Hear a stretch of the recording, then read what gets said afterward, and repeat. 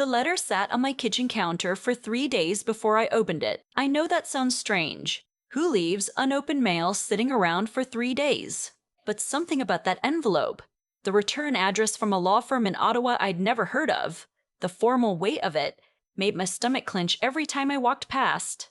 I had enough going on. I was 31, working double shifts at the hospital as a registered nurse, barely keeping up with my rent in Calgary, and my social life had quietly reduced itself to texting my best friend memes at midnight because neither of us had the energy for anything more. I didn't need more complicated news. When I finally opened it on a Tuesday evening after a 12-hour shift, still in my scrubs, I read the first paragraph 3 times before the words stopped sliding off my brain.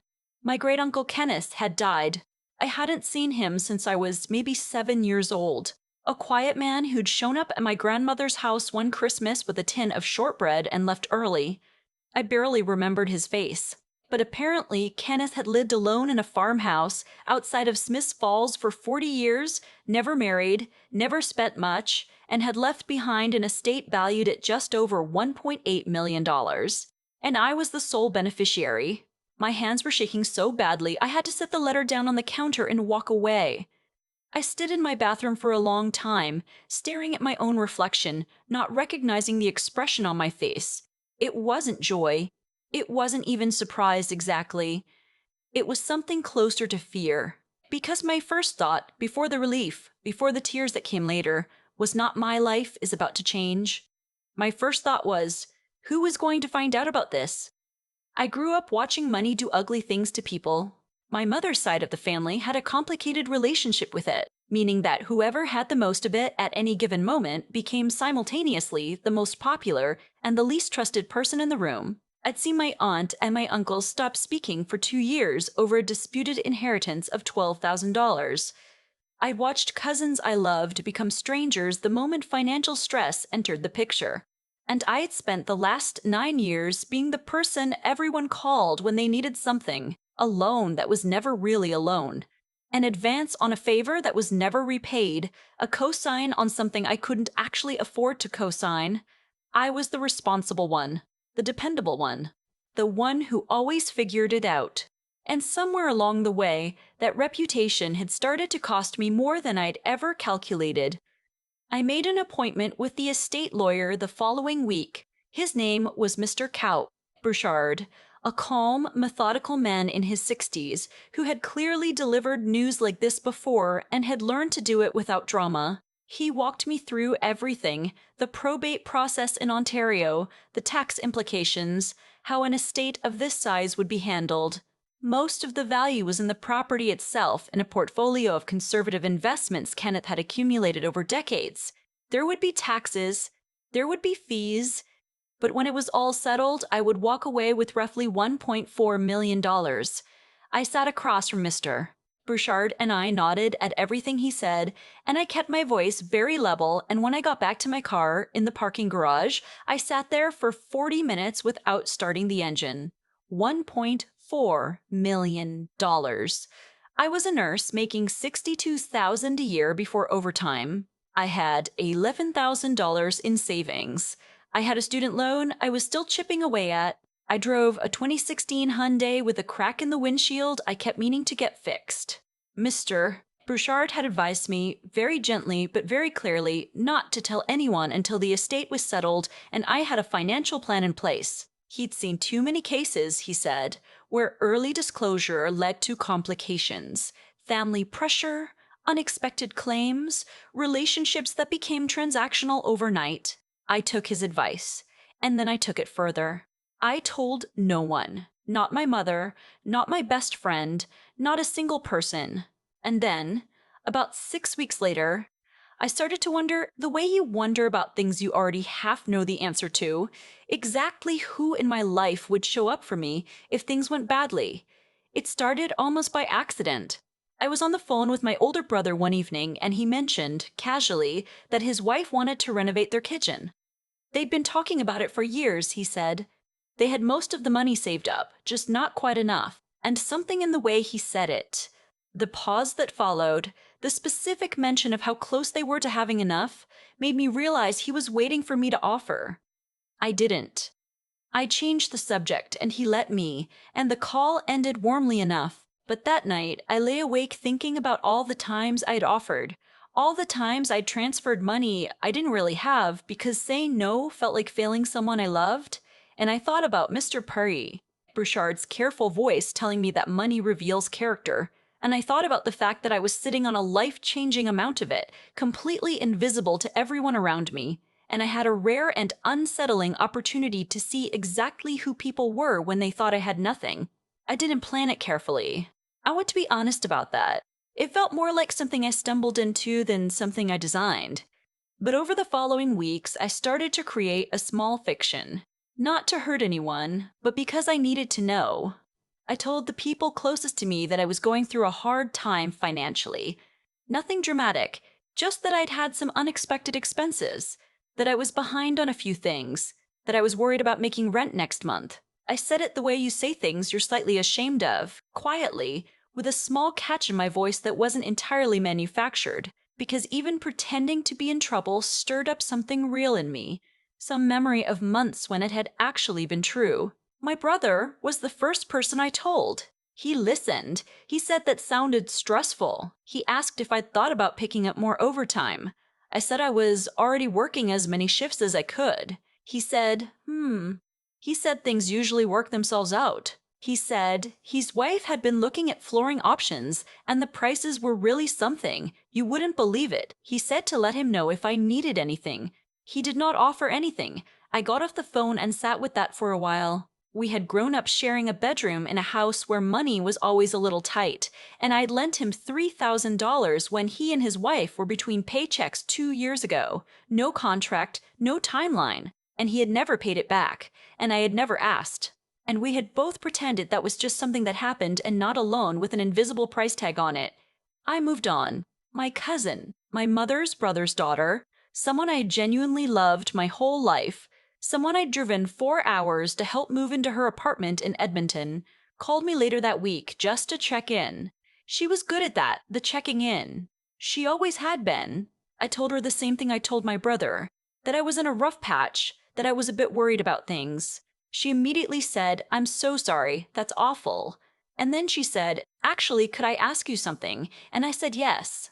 And she said she and her partner were hoping to take a trip to Portugal in the spring, their first real vacation in years.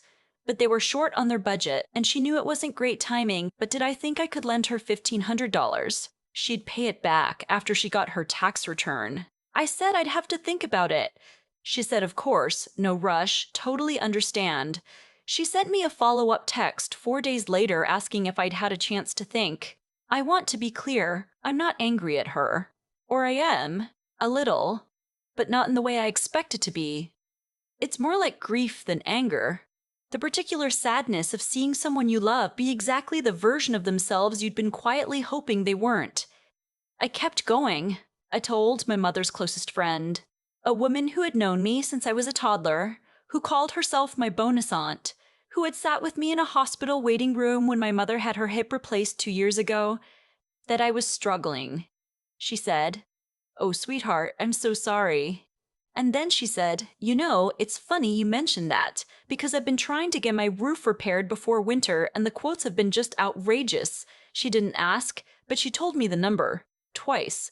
I started keeping a list in my phone, not to be cruel, just because I needed to see it clearly, all in one place, the pattern that had been operating around me for years, half visible, that I'd spent a decade finding excuses for. The only person I hadn't told yet was my friend Petra. Petra and I had met in our first year of nursing school, crammed together in a simulation lab, both of us panicking quietly over a fake patient scenario. And we had been close ever since. She was working in a pediatric ward in Vancouver now. We talked at least twice a week, mostly in voice messages because neither of us had the patience to type anymore, and she was the person I called when anything happened, good or bad, before I called anyone else. I had been putting off telling her. I wasn't sure what I was afraid of. Maybe that she passed the test and I'd have to feel guilty for running it. Maybe that she wouldn't, and I'd lose the last uncomplicated relationship I had. I finally sent her a voice message on a Thursday night, after my shift, sitting in the hospital parkade. I said I had something a bit embarrassing to tell her. I said I'd had some unexpected bills, a couple of things I hadn't planned for, and I was in a bit of a bind this month, and I needed to tell someone. I didn't want to ask anything of her. I just needed to say it out loud. She called me back in 4 minutes. Not a voice message, a call. She said, "Okay, what do you need?" Not, "That sounds hard," or "Have you thought about anything?" Just, "What do you need?" I said I wasn't sure yet. I said I wasn't sure yet. I said I was still figuring it out. She said, "Okay, here's what we're going to do." She said she had some money set aside. Not a huge amount, but she'd been saving for a new couch. That could wait. And if I needed it, it was mine, not a loan, just hers to give. She said she knew I'd do the same for her. She said she was going to send me a grocery order from that place that delivers because she knew I didn't have time to shop when I was working doubles, and she wanted to know if I was eating properly. I had to put the phone down for a second. I pulled myself together and told her I'd be okay. I'd figure it out. But thank you, genuinely. She made me promise to call her if anything changed. She said she meant it about the money. She said she'd actually already looked up the transfer limit on her banking app while we were talking, just in case. I sat in that parkade for a long time after we hung up. There are moments when you understand something about your life so completely that it rearranges everything around it. This was one of those moments. Not just what Petra had done, though that mattered more than I can explain, but what the contrast had done. Because I had spent years organizing my life around the wrong people. I had given my energy and my money and my emotional labor to people who, when I quietly appeared to need something back, started listing their roof repair quotes and their Portugal itineraries. And the one person who had never asked me for anything, who had just shown up, was in Vancouver talking about couch money like it was nothing. The estate settled 4 months later. I had spent those months doing exactly what Mr. Coving, Bouchard, had suggested, meeting with a financial planner, understanding my options, thinking carefully about what I actually wanted my life to look like. I bought a condo in Calgary, nothing extravagant, a 2-bedroom in a neighborhood I'd always loved, close to the river. I invested the majority of it conservatively, with help from the planner. I paid off my student loan in a single transfer that felt almost violent in its ease, like pulling a thorn out that had been in so long you'd forgotten it wasn't part of you. And then I thought about Petra. She was still in Vancouver, still in the same rented apartment she'd been in for 3 years, talking vaguely about wanting to eventually buy a place, but the market was impossible. She'd probably just keep renting. I called her and I told her I had something to tell her and that she should sit down, and she said, "Oh God, what happened?" And I told her. I told her everything. The letter, the law firm, the great uncle I barely remembered, the number. I told her about the test, and this part I told her carefully because I didn't want to make it sound calculated or cold. I wanted her to understand why I had needed to know. I told her I was ashamed of parts of it. I told her I was grateful for what she'd done and that I wanted to do something in return and that I needed her to let me. She was quiet for a long time.